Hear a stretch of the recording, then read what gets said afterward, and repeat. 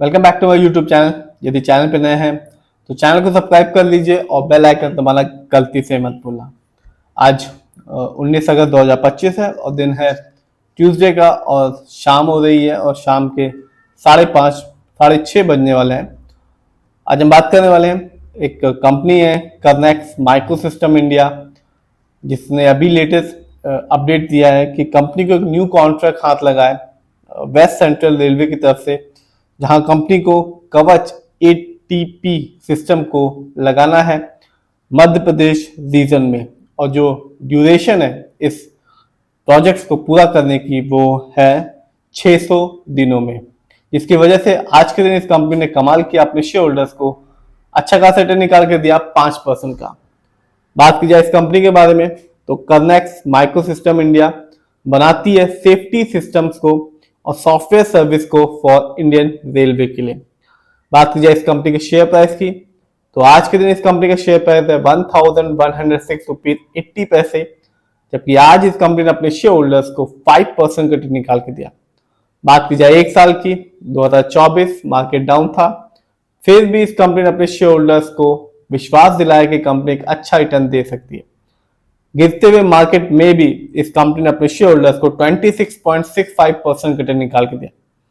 यानी कि आज से ठीक एक साल पहले इस कंपनी का शेयर प्राइस था सिर्फ और सिर्फ 917 रुपीज। बात की जाए लॉन्ग टर्म की तो यहां इस कंपनी ने अपने शेयर होल्डर्स को मालामाल कर दिया सिर्फ और सिर्फ 5 साल में।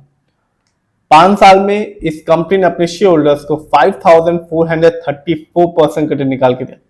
यानी कि 5 साल पहले इस कंपनी के शेयर प्राइस था सिर्फ 19 रुपए 70 पैसे।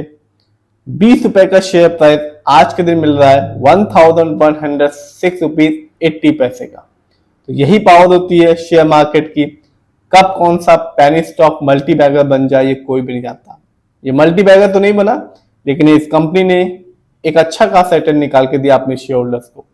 जिस भी शेयर होल्डर्स के पास इस कंपनी की शेयर की एक अच्छी खासी क्वांटिटी होगी या उसने होल्ड किया होगा 5 साल के लिए, सिर्फ 5 साल के लिए, उसे एक अच्छा खासा रिटर्न देखने को मिला होगा। जानते हैं इस कंपनी के स्टॉक के परफॉर्मेंस को तो एक साल में इस कंपनी का हाईएस्ट शेयर प्राइस गया 1584 रुपीज, जबकि एक साल में इस कंपनी का लो शेयर प्राइस आया 625 रुपीज 55 पैसे। बात की जाए इस कंपनी की लेटेस्ट न्यूज की, पहले भी बताया कंपनी को न्यू कॉन्ट्रैक्ट न्यू ऑर्डर हाथ लगा है वेस्ट सेंट्रल रेलवे की तरफ से मध्य प्रदेश रीजन में, जहां कंपनी को कवच एटीपी सिस्टम को लगाना है।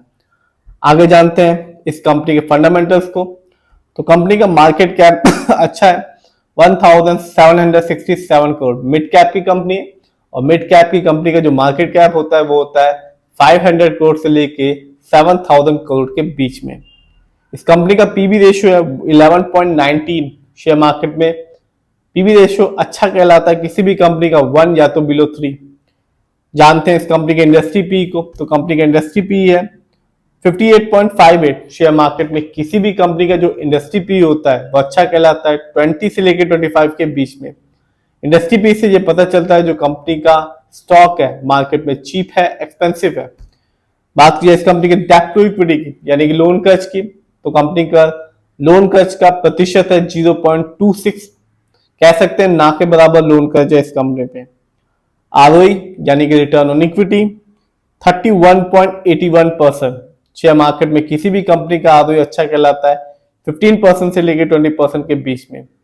आरओई का मतलब होता है जो पैसा शेयर होल्डर से कंपनी को दिया है, कंपनी ने उसका कैसा इस्तेमाल किया, यानी कि कंपनी ने उस पैसे को किस प्रोजेक्ट में लगाया, कैसा इस्तेमाल किया, ढंग से इस्तेमाल किया भी है नहीं।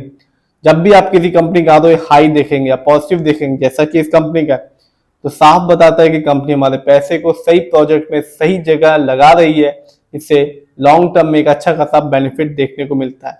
जब भी आप किसी कंपनी का आरओई कम देखेंगे या नेगेटिव देखेंगे तो साफ बताता है कि कंपनी हमारे पैसे को सही प्रोजेक्ट में सही जगह नहीं लगा रही, इससे लॉन्ग टर्म में बेनिफिट ना के बराबर होता है। जानते हैं इस कंपनी के ईपीएस टीटीएम को तो कंपनी का ईपीएस टीटीएम है 32.27। शेयर मार्केट में किसी भी कंपनी का ईपीएस टीटीएम जो होता है वो अच्छा कहलाता है 80 और से ज्यादा का। Earning per share trailing 12 month का मतलब होता है कि कंपनी ने लास्ट 12 मंथ पे कितना कमाया। कितनी अर्निंग की है इस कंपनी ने लास्ट 12 मंथ में। बात की जाए इस कंपनी के फाइनेंशियल कंडीशन की, तो यदि हम देखें तो कंपनी का जून क्वार्टर में रेवेन्यू रहा 56.29 करोड़, जबकि 2024 में इस कंपनी ने ईयरली रेवेन्यू के मामले में कमाया 20.90 करोड़।